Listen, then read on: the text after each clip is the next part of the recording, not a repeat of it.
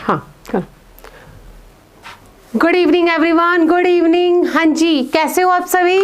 हाँ जी, बहुत बढ़िया बात है, वेरी गुड, बहुत अच्छी बात है। हाँ जी, कल का सेशन कैसा लगा आप सभी को? सबसे पहले तो मुझे ये बताइए कल के क्वेश्चंस कैसे थे? क्या आप सभी को वो क्वेश्चन समझ में आ गए थे?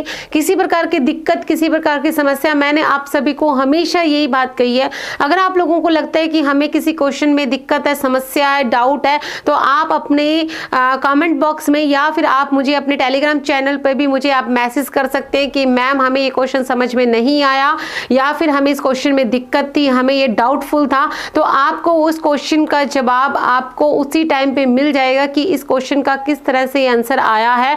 तो आप सुबह मुझे बताइए। Good evening everyone, good evening. हाँ जी, ठीक हो सारे? बढ़िया हो? हाँ जी, जल्दी से जल्दी बताइए कैसा है सबका? बढ़िया चल रहा है? कैसी चल रही है सभी की तैयारी? आप सबसे पहले मुझे ये बताइए कि आप सभी कैसे हैं, कैसी चल रही है आप सभी की तैयारी, और क्वेश्चंस जो हैं वो आप नोट कर रहे हैं या नहीं कर रहे हैं ये भी मुझे आप बताइए, क्योंकि जो भी क्वेश्चंस होते हैं तो मुझे ऐसा लगता है कि अगर हमें कुछ नया जानने को मिला है, कुछ नया एक्स्ट्रा सीखने को मिला है, तो वो हमें नोट कर लेना चाहिए। क्योंकि जब हम एग्जाम देने जाते हैं तो हमारे दिमाग में आता है कि यार मैम ने तो हमें इसका आंसर ये बताया था। तो अगर आप लोगों ने वो क्वेश्चन लिखा होता है तो आपको उस टाइम पे ढूंढना जो है वो आसान हो जाता है। अदरवाइज फिर आप वीडियोस जो है आपके लिए देखने का इतना समय नहीं होता कि आप वो वीडियोस को दोबारा देख पाएं। क्लियर? बात समझ में आई?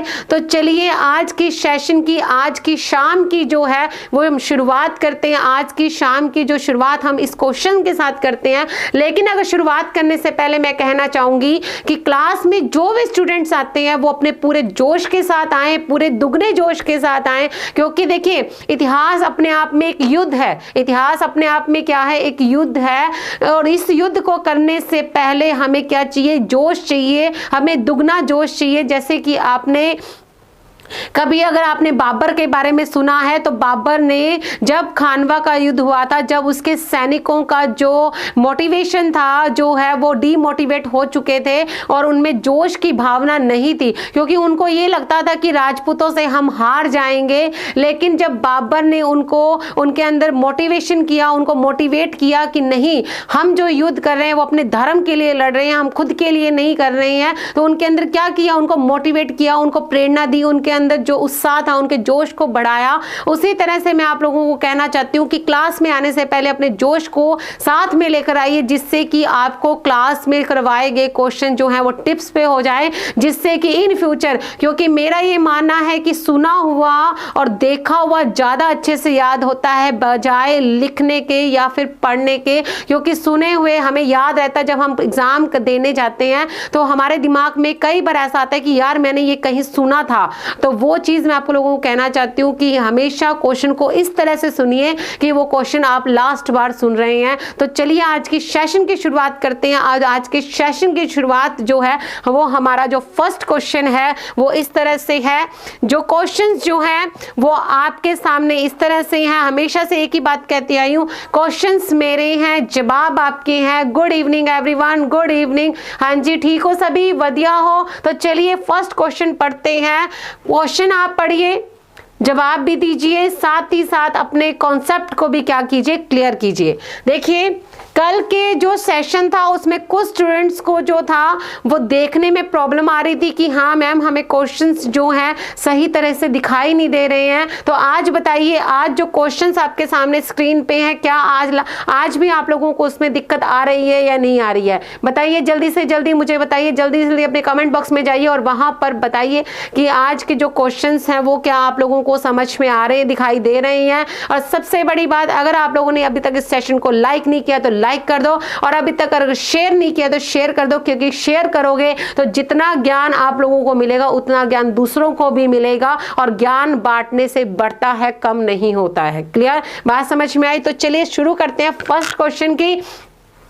फर्स्ट क्वेश्चन क्या कहना चाहता है कि महात्मा गांधी द्वारा 1922 विच असहयोग आंदोलन नू महात्मा गांधी द्वारा 1922 विच असहयोग आंदोलन मुअत्तल कर दिता गया सी। क्या ये बात सही है? आपके सामने दो स्टेटमेंट्स दी गई हैं, आपको बताना है कि क्या ये दोनों स्टेटमेंट सही है या नहीं है। आप सभी गौर कीजिएगा, आज के टाइम पे जो क्वेश्चंस आते हैं एग्जाम के अंदर वो इसी तरह से पूछे जाते हैं। अगर अभी हाल ही में आपने सीटेट का एग्जाम दिया था तो आप लोगों को इस तरह के क्वेश्चन समझना बहुत ईजी हो जाएगा। कुछ लोगों को लगता है कि क्वेश्चंस बहुत बड़े हैं, हमें समझ नहीं आ रहे। अरे भाई, समझोगे तभी तो आएगा, ऐसे बिना समझे तो कैसे आ जाएगा। जब तक समझ नहीं लोगे तब तक आप लोगों को ये हार्ड लगते हैं, जब समझ में आ जाता है तब लगता है यार ये तो कुछ भी नहीं था, बिल्कुल ईजी था। तो क्वेश्चन देखिए कि महात्मा गांधी द्वारा 1922 विच असहयोग आंदोलन ਨੂੰ मुअत्तल कर दिता। क्या ये बात सही है कि महात्मा गांधी ने 1922 में असहयोग आंदोलन को रोक दिया था, स्थगित कर दिया था, स्टेबल कर दिया था? क्या ये बात सही है? बिल्कुल सही है, क्योंकि आप सभी को पता है कि 5 फरवरी 1922 को उत्तर प्रदेश के गोरखपुर जिले में, जो यूपी का जो गोरखपुर जिला है, वहां पर पुलिस थाने में क्या लगा दी गई थी? आग लगा दी गई थी। अगर आप लोगों को ये कहानी पता है तो सुनिए कि महात्मा गांधी जी कैसे थे, अहिंसावादी थे, हमेशा अहिंसा पे उन्होंने जोर दिया था। तो लेकिन अंग्रेज जो थे वो इस असहयोग आंदोलन को, नॉन कोऑपरेशन मूवमेंट को हिंसावादी बनाना चाहते थे। तो इस वजह से उन्होंने लोगों को भड़काना शुरू कर दिया, और जब पुलिस वालों ने उनके ऊपर लाठी चार्ज किया, किसके ऊपर? आम जनता के ऊपर। तो वो जो आम जनता थी उनमें इतना गुस्सा आ गया कि उन्होंने उन पुलिस वालों को क्या कर दिया? जेल में बंद कर दिया। उन्हीं के पुलिस थाने में क्या कर दिया? जेल में बंद कर दिया।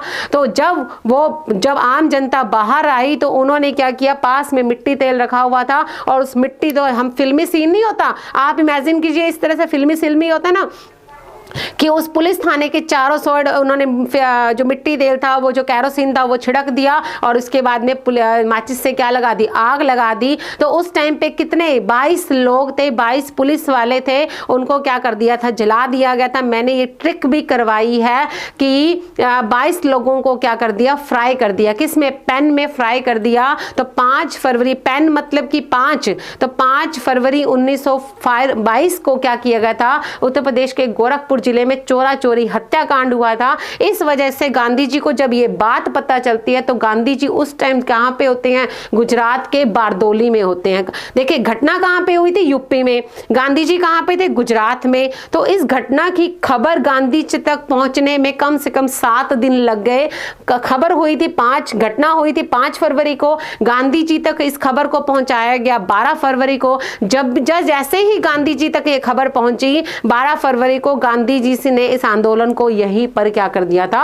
रोक दिया था। बात समझ में आई? कॉन्सेप्ट समझ में आया कि गांधी जी ने इस आंदोलन को क्यों रोका था? चोरा चोरी हत्याकांड की वजह से रोका था। तो ये वाली जो स्टेटमेंट है वो बिल्कुल सही है। आगे देखते हैं कि आंदोलन दा CR दास ते मोतीलाल नेहरू द्वारा विरोध किया गया सी। क्या ये स्टेटमेंट सही है कि आंदोलन का CR दास और मोतीलाल ने विरोध किया था? नहीं, विरोध नहीं किया था। जब गांधी जी ने असहयोग आंदोलन को रोका था तो उस टाइम पे CR दास, मोतीलाल नेहरू, जवाहरलाल नेहरू, सरदार वल्लभ भाई पटेल जो थे वो हैरान जरूर रह गए थे, लेकिन उन्होंने विरोध नहीं किया था। तो ये वाली जो स्टेटमेंट है वो बिल्कुल गलत है, ये वाली स्टेटमेंट बिल्कुल सही है। तो इसका मतलब A सही है और R क्या है? गलत है। A सही है और R क्या है? गलत है। समझ में आ रहा है? तो देखिए क्वेश्चन बहुत अच्छा था कि महात्मा गांधी द्वारा 1922 में असहयोग आंदोलन को मुअत्तल कर दिता गया, बिल्कुल सही है। लेकिन CR दास ते मोतीलाल नेहरू ने ऐसा विरोध नहीं किया सी,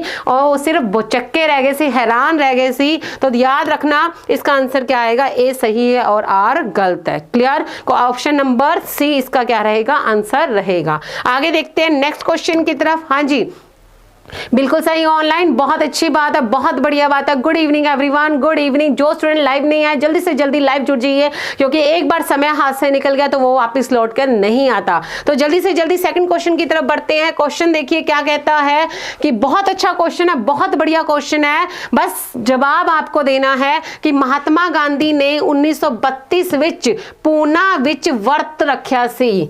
बिल्कुल सही है बात, क्या ये बात सही है ऑनलाइन कि महात्मा गांधी जी ने 1932 में पूना में फास्ट रखा था, उपवास रखा था, व्रत रखा था? क्या ये बात सही है? बताइए। सेकंड जो स्टेटमेंट है वो ये है कि सांप्रदायिक पंचाट, महात्मा गांधी फिरकू सांप्रदायिक पंचाट के अंतर्गत हरिजनों के लिए अलग से निर्वाचन देने के लिए गांधी जी विरोधी थे। मतलब कि जो उन्होंने हरिजनों को जो हरिजना लई वखरो चोन अधिकारा दी व्यवस्था दे विरुद्ध सन। मतलब कि मैंने आप लोगों को क्लास में एक बार करवाया था, याद रखिए, याद कीजिए कि महात्मा गांधी जी जब गांधी जी सेकंड गोलमेज सम्मेलन से वापस लौटे थे, सेकंड राउंड टेबल से जब वापस लौटे थे, गांधी जी को गिरफ्तार कर लिया गया था और गांधी जी को पूना की यरवदा जेल में रखा गया था। कहां पे रखा गया था? पूना की यरवदा जेल में रखा गया था। और दूसरी तरफ इंग्लैंड के अंदर जो इंग्लैंड का प्रधानमंत्री था रैमजे मैकडॉनल्ड, उसने हरिजनों को, जो शेड्यूल कास्ट वाले हैं, हरिजनों जिन्हें हम हरिजन कहते हैं, दलित कहते हैं, उनको अलग से क्या दिया गया था? रिजर्वेशन दिया गया था, अलग से निर्वाचन दिया गया था।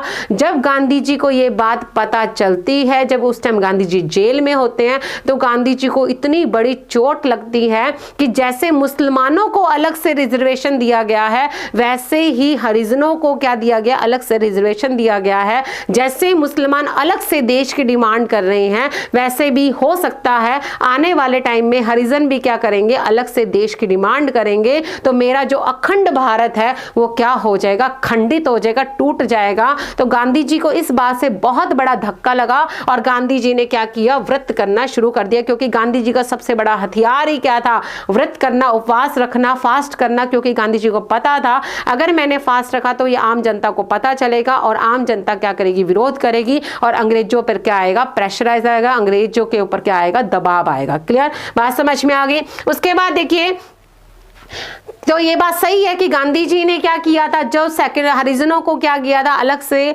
निर्वाचन दिया गया था, अलग से रिजर्वेशन दिया गया था। गांधी जी ने इसका क्या किया था? विरोध किया था। और विरोध करने के बदले में ही उन्होंने क्या किया था? फास्ट रखा था। जब डॉक्टर भीमराव अंबेडकर को ये बात पता चली कि गांधी जी ने क्या रखा है? फास्ट रखा है, वो अलग हरिजनों को अलग से रिजर्वेशन नहीं देना चाहते, तो उस टाइम पे सभी लोगों ने डॉक्टर भीमराव अंबेडकर को समझाया कि अगर गांधी जी को कुछ हो गया ना तो जनता आपको नहीं छोड़ेगी। तो डॉक्टर भीमराव अंबेडकर गांधी जी से मिलने कहां पे जाते हैं? पूना की यरवदा जेल में। कब? 26 सितंबर 1932 में गांधी जी से मिलने कौन जाता है? डॉक्टर भीमराव अंबेडकर जाते हैं। और वहां पे जाकर अंबेडकर और गांधी जी के बीच में एक समझौता होता है जिसे हम पूना पैक्ट के नाम से जानते हैं। क्लियर? बात समझ में आई? तो ए भी सही है, बी भी सही है, मतलब कि ए भी सही है, आर भी सही है। और गांधी जी ने इसके बदले में ही क्या किया था?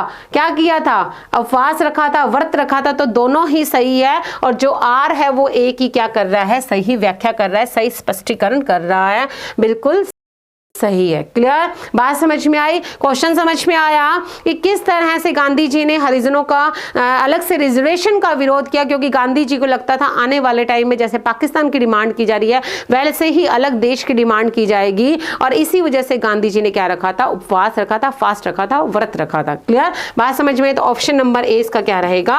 आंसर रहेगा। आप खुद इस चीज को सोचिए, फिर इसका आंसर दीजिए। बिल्कुल सही ऑनलाइन, बहुत अच्छी बात है, बहुत बढ़िया बात है। सिर्फ कॉन्सेप्ट को समझने की जरूरत है, अदरवाइज आपको क्वेश्चन बिल्कुल क्लियरली तरीके से आते हैं। आगे देखते हैं, थर्ड क्वेश्चन की तरफ बढ़ते हैं। नेक्स्ट क्वेश्चन देखिए, the viceroy who present the August proposal in 1940 was. 1940 विच अगस्त प्रस्ताव पेश करने वाला वायसराय कौन सी? दसो कौन सी वायसराय कौन था? जब 1940 में जो अगस्त प्रस्ताव आया था जिसमें डोमिनियन स्टेट की बात की गई थी, वो अगस्त प्रस्ताव के लाने वाला कौन सा वायसराय था? और अगस्त प्रस्ताव को क्यों लाया गया था? आप इस चीज को समझिए, क्योंकि क्या हुआ था? 1939 के अंदर सेकेंड वर्ल्ड वार शुरू हो चुका था। 1939 के अंदर सेकेंड वर्ल्ड वार शुरू हो चुका था। आप ये देखिए, जब फर्स्ट वर्ल्ड वार वॉर हुआ था 1914 में, तो उस टाइम पे गांधी जी जो थे वो भारत आए थे 1915 में, और गांधी जी ने भारतीयों से रिक्वेस्ट की थी, क्योंकि गांधी जी पहले अंग्रेजों में विश्वास रखते थे। उनको ये लगता था कि अंग्रेज जो हैं कभी ना कभी हमें आज़ादी देकर जाएंगे। इस वजह से गांधी जी ने क्या किया था, जब वो भारत आए तो अंग्रेजों ने गांधी जी को बोला कि भारतीयों को समझाइए कि वो हमारा फर्स्ट वर्ल्ड वॉर में क्या दे, साथ दे, क्योंकि नॉर्मल सी बात है, सबसे ज्यादा सैनिक किसके पास है, भारत के पास है।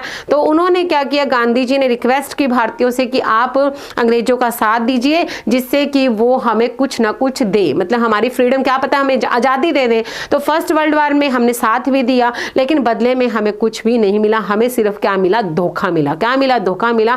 तो सेकेंड वर्ल्ड वॉर जब शुरू हुआ था 1939 में, तो उस टाइम पे भी भारतीय सैनिकों की जरूरत थी। तो वायसराय जो लॉर्ड लिनलिथगो था उस टाइम पे, जो भारत का वायसराय था, बिल्कुल सही ऑनलाइन, बहुत अच्छी बात है, हाँ जी, वेरी गुड, बिल्कुल सही। देखिए वायसराय जो लिनलिथगो था उसने क्या कहा, उसने कहा कि हम भारतीयों को क्यों न लालच दे, हम भारत को क्या दे, लालच दे, जिससे कि वो सेकेंड वर्ल्ड वॉर में हमारा साथ दे। और वो लालच के रूप में किसको लेकर आए, अगस्त प्रस्ताव को लेकर आए, जिसके अंदर डोमिनियन स्टेट की बात की गई थी कि भारत के अंदर भारतीयों को क्या दी जाएगी, सरकार बनाई जाएगी। क्लियर, भारत समझे, मतलब सरकार तो अंग्रेजों की रहेगी, लेकिन अंग्रेजों के अंडर में एक सरकार बनेगी जो किसकी होगी, भारत की होगी। क्लियर, भारतीयों की होगी। क्लियर, बात समझ में आ रही। तो अगस्त प्रस्ताव जो था वो कब आया था, 8 अगस्त 1940 को आया था, और वो कौन लेकर आया था, वायसराय लिनलिथगो के लेकर आया था। और इसके पीछे इनका उद्देश्य क्या था, सेकंड वर्ल्ड वॉर में भारतीय सैनिकों का साथ चाहिए था। क्लियर, बात समझ में आ गई। तो ऑप्शन नंबर सेकंड इसका क्या रहेगा, आंसर रहेगा। क्लियर, यहां तक समझ में आया, आगे बढ़े ऑनलाइन। हाँ जी, जो स्टूडेंट लाइव नहीं आए जल्दी से जल्दी जुड़ जाइए, क्योंकि जो क्वेश्चन है वो निकलते जा रहे हैं। हाँ जी, बिल्कुल सही। आगे देखते हैं, नेक्स्ट क्वेश्चन की तरफ बढ़ते हैं। नेक्स्ट क्वेश्चन देखिए क्या कहना चाहता है, बहुत अच्छा क्वेश्चन है, और ये सभी स्टूडेंट्स को पता है, मुझे बताया इस बात का कि ये जो क्वेश्चन है, जिन्होंने मुझसे मॉडर्न हिस्ट्री की है उनको इस क्वेश्चन का जवाब आता है। देखिए क्वेश्चन देखिए कि साइमन कमीशन के विरोध में निकाले गए जुलूस में, मतलब साइमन कमीशन दे विरोध विच कड्डे गए जुलूस विच पुलिस द्वारा किते लाठी चार्ज विच लाला लाजपत राय दी मौत हो गई सी। क्या ये बात सही है, क्या ये बात सही है, बिल्कुल सही है। आप सभी को पता है कि साइमन कमीशन जब 1927 में जब साइमन कमीशन को बनाया गया था, जब 1928 में जब साइमन कमीशन भारत आया था, तो साइमन कमीशन का क्या किया गया था, विरोध किया गया था। साइमन गो बैक के नारे लगाए गए थे, और इसमें साइमन ने क्या किया था, साइमन ने कहा था कि जो जो तुम्हारे सामने आए उस पर क्या कर दो, लाठियां बरसा दो। तो साइमन कमीशन का जुलूस जब लाहौर पहुंचा था, उस टाइम पे लाहौर का जो सैनिक अधिकारी था, स्कॉट, कौन था, स्कॉट, उसने क्या किया था, लाला लाजपत राय पे लाठीचार्ज किया था। कब, 17 नवंबर 1928 को, और लाजपत राय की क्या हो गई थी, डेथ हो गई थी। क्या हो गई थी, डेथ हो गई थी, मौत हो गई थी। तो इसका मतलब ये वाली स्टेटमेंट बिल्कुल सही है, सही है कि नहीं है, सही है बिल्कुल स्टेटमेंट। आगे देखिए कि साइमन कमीशन के सदस्य के रूप में एक भी भारतीय शामिल नहीं था। क्या ये बात सही है कि साइमन कमीशन का, सबसे पहले तो मुझे ये बताइए विरोध क्यों किया गया था, क्योंकि इस साइमन कमीशन में कोई भी भारतीय सदस्य नहीं था। और हमेशा से एक ही बात कहती आई हूं कि अगर आपके घर की प्रॉब्लम है तो वो आप लोग बेहतर तरीके से समझोगे कि आपके सामने वाला समझेगा। नॉर्मल सी बात है, अगर आपके घर में कोई प्रॉब्लम चल रही है तो वो उस प्रॉब्लम को आप समझोगे कि सामने वाला समझेगा। अगर आपके घर में किसी चीज की जरूरत है तो वो आपको पता है, न कि सामने वाले को पता है। लेकिन साइमन कमीशन में क्या हुआ था, साइमन कमीशन में सभी अंग्रेजों को रखा गया था और कहा गया था कि जाकर भारत की प्रॉब्लम को सॉल्व करके आओ। लेकिन आप ये देखिए, उन्होंने, क्योंकि नॉर्मल सी बात है, अंग्रेज तो है, अंग्रेजों के फेवर में ही बात करेंगे। तो साइमन कमीशन के अंदर जितने भी अंग्रेज आए थे उन्होंने हमेशा अंग्रेजों के फेवर में ही बात की। उन्होंने ये कहा कि भारत के अंदर जितने भी सुधार हुए हैं वो अंग्रेजों के द्वारा करवाए गए हैं, हालांकि भारत में तो कोई सुधार हुआ ही नहीं था। इस वजह से साइमन कमीशन का क्या किया गया था, विरोध किया गया था। और साइमन कमीशन के विरोध में लाजपत राय पे लाठीचार्ज किया गया और इसी वजह से उनकी क्या हो गई थी, डेथ हो गई थी। लेकिन इसके अंदर कोई भी भारतीय सदस्य नहीं था। तो ये दोनों ही स्टेटमेंट क्या है, सही है। लेकिन ये वाली जो स्टेटमेंट है वो इसकी व्याख्या नहीं कर रही, इसका इसका स्पष्टीकरण नहीं कर रही, इसको पूरी तरह से डिस्क्राइब नहीं कर रही है। तो इसका मतलब ए और आर दोनों ही सही हैं, लेकिन आर जो है वो ए का सही रूप से व्याख्या नहीं कर रही है कि साइमन कमीशन के अंदर कोई भी भारतीय सदस्य नहीं था। ये बात सही है, लेकिन ये इसकी व्याख्या नहीं कर रही है। मेरी बात समझ में आ गई? तो इसका आंसर क्या रहेगा? Option number B. Option number B इसका क्या रहेगा? आंसर रहेगा। Clear online?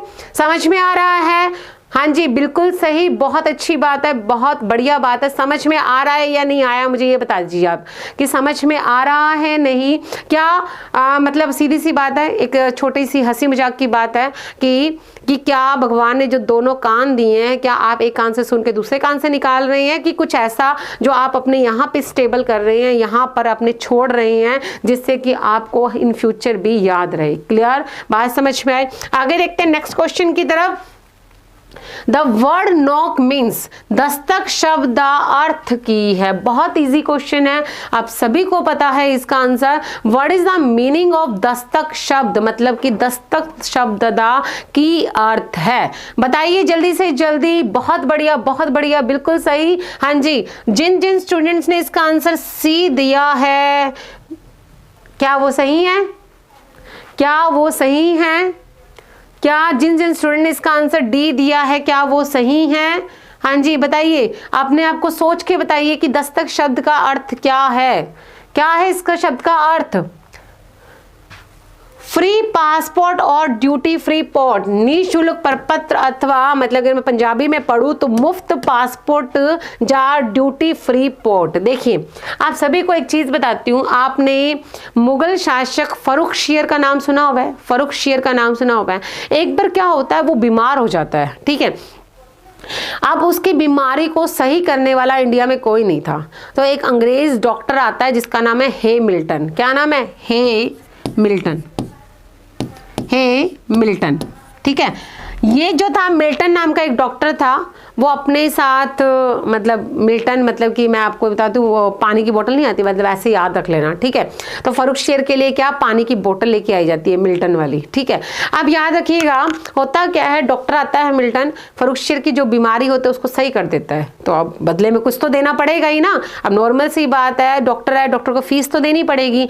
अब फीस में फर्रुखशियर समझ नहीं पाता क्या दिया जाए, तो वो क्या दे देता है, उसको दस्तक दे देता है। दस्तक का मतलब कि अंग्रेज जो है वो भारत में क्या कर सकते हैं, बिजनेस कर सकते हैं, व्यापार कर सकते हैं, ट्रेड कर सकते हैं, और वो भी कैसे, बिना टैक्स के कर सकते हैं। मतलब नॉर्मल सी बात है, आप सभी को पता है, इतना तो कॉमन सेंस आप सभी में भी है कि जब कोई बाहर से हमारे देश में बिजनेस करने आता है, व्यापार करना आता है, तो उसको क्या देना पड़ता है, टैक्स देना पड़ता है। क्या देना पड़ता है, टैक्स देना पड़ता है। लेकिन फर्रुखशियर ने अंग्रेजों को भारत में बिना टैक्स के व्यापार करने की क्या दे दी, परमिशन दे दी। फर्रुखशियर ने भारत में अंग्रेजों को क्या दे दी, बिना टैक्स के व्यापार करने की क्या दे दी, परमिशन दे दी। मोस्ट इंपॉर्टेंट क्वेश्चन है, हमेशा एग्जाम में पूछा जाने वाला क्वेश्चन है कि what is the meaning of Dastak. तो शुल्क मुक्त मतलब कि बिना ड्यूटी के किया जाने वाला, बिना टैक्स के दिया जाने वाला जो व्यापार है, उसे हम क्या कहते हैं, क्या कहते हैं, दस्तक कहते हैं। क्या कहते हैं, दस्तक कहते हैं। तो इसका आंसर क्या रहेगा, option number A. Option number इसका ए क्या रहेगा, आंसर बिल्कुल सही ऑनलाइन।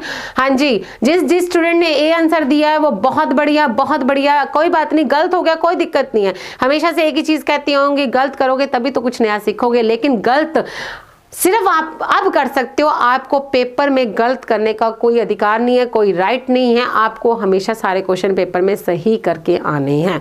क्लियर, समझ में आ गया? तो इसका आंसर क्या रहेगा, ऑप्शन नंबर फर्स्ट। आगे देखिए नेक्स्ट क्वेश्चन क्या कहता है, what is the correct chronology of the following events. हाँ जी, 8 लिखिए घटनावां दा सही कालक्रम दसो जी। दसो की हो सकता है इसका आंसर। हाँ जी, कालक्रम दसना तो तानू बताओ की हो सकता है इसका आंसर। हाँ जी, आपको सीक्वेंस सेट करनी है, क्रोनोलॉजी सेट करनी है कि कौन सी चीज पहले हुई थी, उसके बाद कौन सी हुई थी, उसके बाद कौन सी हुई थी, उसके बाद कौन सी हुई थी। तो चलो शुरुआत करते हैं यहां से। आप लोग भी बताइए, मैं भी बताती हूँ, ठीक है। थर्ड आंगल मराठा युद्ध, तीजी मराठा जंग कदों हुई सी, तीसरी मराठा जंग मतलब कि तीसरा आंग्ल मराठा युद्ध कब हुआ था? बताइए कब हुआ था? 1817 से लेकर 1818 तक। कब हुआ था? 1817 से लेकर 1818 तक। उस टाइम पे जो भारत का गवर्नर जनरल था वो कौन था? वारन हेस्टिंग्स था। कौन था? ये भी याद रखिएगा, साथ ही साथ नोट करते जाइए। उस टाइम पे भारत का जो गवर्नर जनरल था वो कौन था? वारन हेस्टिंग्स था। कौन था? हेस्टिंग्स था। कौन था? वारन हेस्टिंग्स था। क्लियर? बात समझ में आ गई। उसके बाद हम देखते हैं पानीपत का थर्ड बैटल। पानीपत की तीसरी लड़ाई सभी को पता है। कब हुई थी पानीपत की थर्ड लड़ाई? बैटल ऑफ पानीपत कब हुआ था? थर्ड, आप सभी को पता। पानीपत के 3 युद्ध हुए थे। फर्स्ट कब हुआ था? 21 अप्रैल 1526 को। दूसरा कब हुआ था? 5 नवंबर 1556 को, 56 को। और थर्ड कब हुआ था? 14 जनवरी 1761 को, 1761 में। कब हुआ था? 14 जनवरी 1761 में। ये क्वेश्चन मोस्ट इंपॉर्टेंट है, अपने इस चीज को दिमाग में बिठा लीजिएगा कि ये क्वेश्चन आएगा ही आएगा। क्लियर? बात समझ में आ गई। तो 14 जनवरी 1761 का क्या हुआ था? पानीपत की तीसरी लड़ाई हुई थी। और एक चीज समझ लीजिए, किसके बीच में हुई थी? अहमद शाह अब्दाली जो अफगान शासक था, और किसके बीच में हुई थी? मराठों के बीच में हुई थी। और जीता कौन था? अहमद शाह अब्दाली जीता था। तो पानीपत का थर्ड बैटल कब हुआ था? 14 जनवरी 1761 को। थर्ड आंग्ल मैसूर युद्ध, तीसरी मैसूर जंग कदों हुई थी? हाँ जी, कब हुई थी? 1790 में हुई थी। कौन था? टीपू सुल्तान और अंग्रेजों के बीच में। टीपू सुल्तान और अंग्रेजों के बीच में कब हुई थी? तीसरी आंग्ल मैसूर युद्ध कब हुआ था? 1719 में। और थर्ड बर्मा युद्ध, तीसरी बर्मा जंग कदों हुई थी? हाँ जी, दसो कदों हुई थी? 1885 ते 1886। हाँ जी, 1885 से 86। और इस टाइम पे भारत का वायसराय कौन था? डफरिन था। जब कांग्रेस की स्थापना हुई थी, उस टाइम पे वायसराय कौन था? डफरिन था। और जब जब थर्ड आंग्ल बर्मा युद्ध हुआ था उस टाइम पे वायसराय कौन था? डफरिन था। क्योंकि ये भी जब हुआ था वो 1885 में ही हुआ था, और कांग्रेस की स्थापना भी 1885 में ही हुई थी। क्लियर? बात समझ में आई? कांग्रेस किसके दिमाग की उपज है? डफरिन के दिमाग की उपज है। कांग्रेस जो है किसके दिमाग का आइडिया था? तो वो किसका आइडिया था? डफरिन का आइडिया था। क्लियर? बात समझ में आई? तो देखिए सीक्वेंस सेट कीजिए। थर्ड आंग्ल मराठा युद्ध कब हुआ था? 1817 और 1888 के बीच में हुआ था। पानीपत का थर्ड बैटल कब हुआ था? 14 जनवरी 1761 को हुआ था। तृतीय आंग्ल मैसूर युद्ध कब हुआ था? 1790 में हुआ था। और थर्ड बर्मा युद्ध कब हुआ था? 1885 से 86 में हुआ था। तो बताइए सबसे पहले कौन सी घटना आएगी?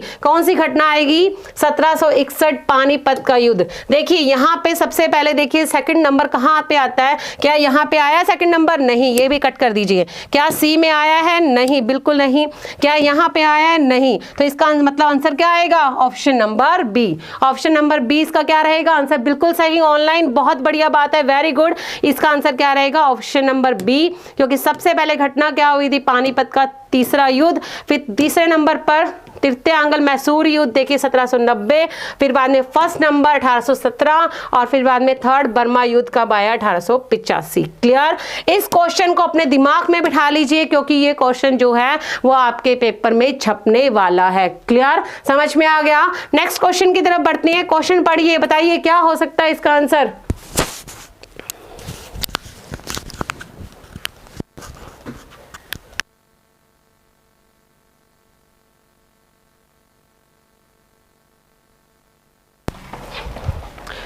हाँ जी, नेक्स्ट क्वेश्चन पढ़िए, क्या हो सकता है इसका आंसर? बताइए। बहुत अच्छा क्वेश्चन है। During whose tenure the archaeological survey of India was the establish. भारतीय पुरातत्व सर्वेक्षण की स्थापना किसके कार्यकाल में हुई? भारतीय पुरातत्व सर्वेक्षण किस दे कार्यकाल दौरान स्थापित किया गया सी? बताइए। आर्कियोलॉजिकल डिपार्टमेंट की स्थापना किसके टाइम पीरियड में की गई थी? उस टाइम पे भारत का वायसराय कौन था? हाँ जी, ऑनलाइन जल्दी से जल्दी बताइए। बिल्कुल सही, बहुत बढ़िया बात है, बहुत अच्छी बात है। क्योंकि मुझे उम्मीद नहीं थी कि इस क्वेश्चन का आंसर जो है वो आप लोगों को आता होगा, लेकिन बहुत अच्छी बात है, आपने मेरी उम्मीद को जो क्या है वो मतलब खरा साबित कर, मतलब सही गलत साबित कर दिया, मुझे बता दिया कि आप लोग बहुत अच्छा स्टडी कर रहे हैं कि भारतीय पुरातत्व आर्कियोलॉजिकल डिपार्टमेंट की स्थापना किसके शासनकाल में की गई थी। बताइए इसका आंसर क्या हो सकता है। हाँ जी, किसके टाइम पीरियड में की गई थी, तो वो कौन था, लॉर्ड कर्जन था। किसके टाइम पीरियड में, लॉर्ड कर्जन के टाइम पीरियड में आर्कियोलॉजिकल डिपार्टमेंट की स्थापना की गई थी, क्योंकि जो कर्जन था वो ये चाहता था कि जो भारत के अंदर जितनी भी इमारतें बनी, इमारतें समझते हैं, जो भी जो बनी हुई हैं, जो टॉम बने हुए हैं, जो किले बने हुए हैं, जो मकबरे बने हुए हैं, जो भी पुरानी इमारतें बनी हुई हैं, जो घर बने हुए हैं, उनका क्या करवाई जाए, मरम्मत करवाई जाए, उनका दोबारा उनको क्या करवाया जाए, उनकी मरम्मत करवाई जाए और उनको सुधारा जा सके। जैसे मान लीजिए दिल्ली का लाल किला है, ठीक है, अब दिल्ली का लाल किला बने कितने साल हो चुके हैं, कितने साल हो चुके हैं, कितनी सदियां हो चुकी हैं, लेकिन फिर भी आज तक वो वैसा का वैसा सुरक्षित है। कैसे, क्योंकि जो हमारा आर्कियोलॉजिकल डिपार्टमेंट है वो उसकी क्या करता है, टाइम टाइम पर उसकी देखरेख करता है, उसकी मरम्मत करवाता है, सब कुछ करवाता है। तो ये जो शुरुआत है वो किसके द्वारा की गई थी, लॉर्ड कर्जन। ये वही लॉर्ड कर्जन है जिसने बंगाल का पार्टीशन किया था 1905 में। बात समझ में आ गई। तो आर्कियोलॉजिकल डिपार्टमेंट की स्थापना किसके शासनकाल में की गई है, लॉर्ड कर्जन के टाइम पीरियड में लॉर्ड कर्जन के द्वारा की गई है। और इसके पीछे उद्देश्य क्या था कि भारत के अंदर जितनी भी बनी इमारतें हैं उनकी मरम्मत करवाई जाए, उनकी सुधार किया जा सके। आगे देखते हैं नेक्स्ट क्वेश्चन की तरफ। हाँ जी, नेक्स्ट क्वेश्चन की तरफ आ चुके हैं हम। जल्दी से जल्दी अपने अंदर जो है वो जोश को दोबारा पैदा कीजिए और जन्म दीजिए और बताइए इसका आंसर क्या हो सकता है। बहुत इजी क्वेश्चन है, ये आप लोगों को आता है, मुझे पता है इस बात का कि 8 लिखिया घटनावां ते गौर करो कि आपको यहाँ पे 4 घटनाएं दी गई हैं, आपको सीक्वेंस सेट करनी है कि पहली घटना कौन सी हुई थी। अगर आप लोगों को क्वेश्चन समझ में आ गया तो आप लोगों को मैं बता दूं कि ये वही घटनाएं हैं जो लॉर्ड डलहौजी, जो उस टाइम पे भारत का जो गवर्नर जनरल था लॉर्ड डलहौजी, जिसने लैप्स की नीति पता ना आपको, गोद निषेध दी परंपरा, मतलब कि गोद लेन दी जो प्रथा है ओनू की किता से खत्म किता सी। तो वो देखो कि सबसे पहले डलहौजी ने किसके ऊपर अटैक किया, किसके ऊपर अधिकार किया और लैप्स की नीति को किसके ऊपर उसने अपनाया था। तो आप सभी बताइए कि उदयपुर के ऊपर उसने, उदयपुर को क्या किया था, लैप्स की नीति के थ्रू उसने क्या किया था, अपने अंडर में लिया था। तो वो कब लिया था, 1852 में। कब, 1852 में। हाँ जी, ठीक है। उसके बाद झांसी, बताइए कब हुआ था। झांसी को जब रानी लक्ष्मीबाई ने जब अपने पति के मरने के बाद में किसी बच्चे को गोद लिया था, जो डलहौजी ने मना कर दिया था, तो और डलहौजी ने झांसी को क्या कर लिया था, अपने अंडर में लिया था। तो वो कब की घटना है, 1853 में। 1853 में पंजाब आप सभी को पता है, पंजाब तो आप सभी को पता है 1849 में, और अवध आप सभी को पता है कि अवध पर करप्शन का आरोप लगाया था 1856 में। 1856 में। तो बताइए इसका आंसर क्या होगा। सबसे पहले क्या आएगा, पंजाब आएगा, क्योंकि 1849 है तो पंजाब सबसे पहले किस में आता है, 3rd नंबर पर। और 3rd नंबर बताइए कहां कहां आता है, यहां पर भी नहीं आता, इसको भी काट देते हैं, यहां पे भी नहीं आता, इसको भी काट देते हैं, क्योंकि हमें वापस मुड़ के यहां पे नहीं आना है। बचा क्या, ए और डी। अब देखिए 3rd नंबर यहां पे भी आता है, 3rd नंबर यहां पे भी आता है, लेकिन आप 2nd नंबर की बात करते हैं, उसके बाद क्या आएगा, तो उसके बाद क्या आएगा 1852। 1852 मतलब कि 1 नंबर। तो यहां पे देखिए 1 नंबर कहां पे आता है, यहां पे आता है। तो इसका मतलब आंसर क्या रहेगा, ये रहेगा option number D. Option number D.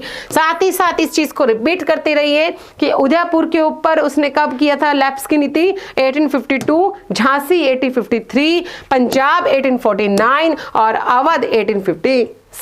Clear, समझ में आ गया। किसी प्रकार की दिक्कत, समस्या, किसी प्रकार की कोई प्रॉब्लम, अगर आप लोगों को लगता है कि कोई क्वेश्चन जो हमें समझ में नहीं आता, तो अभी बार बार मैं हमेशा ये कहती हूँ कि अपने टेलीग्राम चैनल पे, जो मेरा टेलीग्राम चैनल है हिस्ट्री विद रितु मैम, वहां पे आप जो है मुझे कमेंट कर सकते हैं, या फिर जो आपका जो कमेंट बॉक्स है वहां पर भी आप मुझे मैसेज कर सकते हैं कि हमें ये दिक्कत आ रही है। क्लियर, बात समझ में आ गई। तो इसका आंसर क्या रहेगा, ऑप्शन नंबर डी। आगे बढ़ते हैं नेक्स्ट क्वेश्चन की तरफ। नेक्स्ट क्वेश्चन देखिए क्या कहना चाहता है।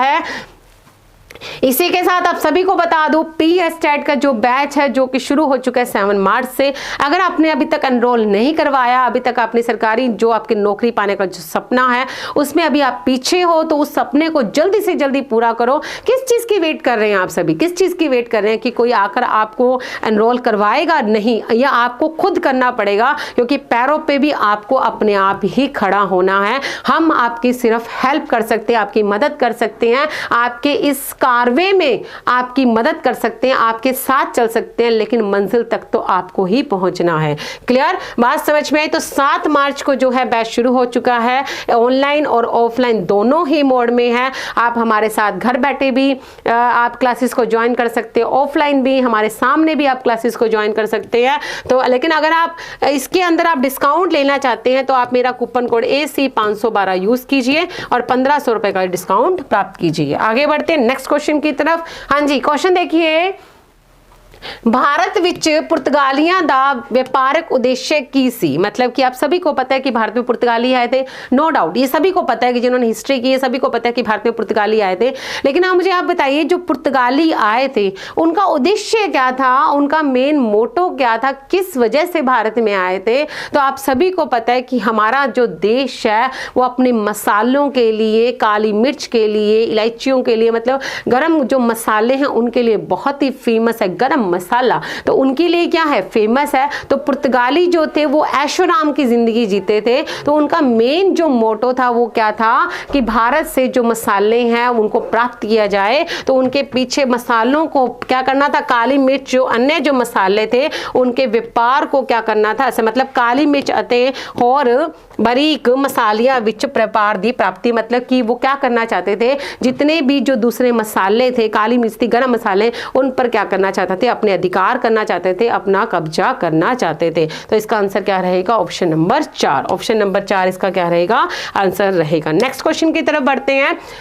द फर्स्ट तुर्कीज कॉन्क्यूर, बहुत इजी क्वेश्चन है भाई। विंध्याचल पर्वत लड़ी नु पार करने वाला पहला तुर्की से जेतु कौन सी, मतलब कि पहला तुर्की व्यक्ति कौन था जिसने विंध्याचल पर्वत को पार किया था? अगर आप लोगों को कंफ्यूजन रहती है तो मैं आप सभी को बता देती हूँ कि विंध्याचल पर्वत को जब हम पार कर लेते हैं तो हम दक्षिण भारत में क्या कर जाते हैं। ये आपका विंध्याचल पर्वत है जो भारत को 2 पार्ट्स में डिवाइड करता है, उत्तरी भारत और दक्षिणी भारत में। तो आपसे क्वेश्चन क्या पूछा गया है कि इस विंध्याचल पर्वत लड़ी को पार करने वाला तुर्की शासक, तुर्की व्यक्ति कौन था? तो बताइए, तुर्की विजेता, तुर्की जेता कौन था, मतलब जिसने तुर्क विजेता की थी तो वो कौन था? मतलब सीधा सा क्वेश्चन ये आता है कि दक्षिण भारत को जीतने वाला, ये दक्षिण भारत में पहली बार एंटर करने वाला पहला तुर्की व्यक्ति कौन था, तुर्की शासक कौन, तुर्की शासक तो नहीं कह सकते, तुर्की व्यक्ति कौन था? तो वो कौन था? आप सभी को क्लास में बहुत बार करवाया है कि जलालुद्दीन खिलजी, जो खिलजी वंश का शासक था, उसका जो भतीजा था अलाउद्दीन खिलजी, जिस जलालुद्दीन खिलजी शासन कर रहा था उसके टाइम पर उसके सूबेदार या उसके भतीजे अलाउद्दीन खिलजी ने क्या किया था, विंध्याचल पर्वत को क्या किया था, पार किया था। तो क्वेश्चन ये ऐसे भी बन सकता है कि दक्षिण भारत को प्रवेश करने वाला पहला तुर्की व्यक्ति कौन था? तो वो कौन था, अलाउद्दीन खिलजी था, जिसने कहां पर, देवगिरी पर क्या किया था, आक्रमण किया था। और देवगिरी का शासक कौन था, रामचंद्र देव था। क्लियर बात समझ में? तो क्वेश्चन बहुत अच्छा था कि विंध्याचल पर्वत लड़ी को पार करने वाला पहला तुर्क विजेता कौन था? तो वो कौन था, अलाउद्दीन खिलजी था, जिसके बारे में आपने इतनी सारी कहानियां सुनी है। क्लियर बात समझ में आई? तो इसी के साथ आज की क्लास में इतना ही। इसी के साथ मैं आप सभी को कहना चाहूंगी, जो स्टूडेंट लेक्चरर बनना चाहते हैं, जिनका सपना है लेक्चरर बनने का, तो उसके सपने को पूरा करने के लिए मैं आपके साथ हूं, क्योंकि हम लेके आए UGC नेट हिस्ट्री का बैच जो रिकॉर्डेड बैच में रहेगा। अगर आप लोग इसके ज्वाइन करते हैं तो आपके जो चार्जेस हैं वो ये रहेंगे, लेकिन आप मेरा कूपन कोड AC512 यूज करते हैं तो आपको 1500 रुपए का डिस्काउंट दिया जाएगा। और साथ ही साथ आपका जो लेक्चरर बनने का उसे सपने को क्या किया जाएगा, पूरा किया जाएगा। तो आज की क्लास में इतना ही। जल्दी से जल्दी बताइए आज का सेशन कैसा लगा, आज के क्वेश्चंस कैसे थे, मजा आया कि नहीं आया, याद हुआ मजे। देखिए क्लास जो है वो मजे लेने के लिए नहीं होती, क्लास जो है वो समझने के लिए, याद करने के लिए होती है। तो आप लोगों ने आज की क्लास से क्या नया सीखा वो भी मुझे बताइए, और क्या आप लोगों को याद हुआ, क्या कुछ नया सीखा वो आप लोग जरूर बताइए। अगर आप लोगों ने मेरा टेलीग्राम चैनल नहीं ज्वाइन किया तो जल्दी से जल्दी ज्वाइन कर लीजिए। हमारी जो टेलीग्राम चैनल पर आपको डेली क्लास की जो अपडेट है वहां आपको मिलती रहेगी। तो इसी के साथ आज क्लास में इतना ही। Thank you so much. स्वस्थ रहो, खुश रहो, मस्त रहो और अपनी स्टडी को जो है कंटिन्यू करते रहिए। साथ में थोड़ी बहुत मौज मस्ती भी चलनी चाहिए, तो मौज मस्ती भी करो लेकिन अपनी पढ़ाई के ऊपर पूरा फोकस करो। तो इसी के साथ आज की क्लास के लिए इतना ही। Thank you so much.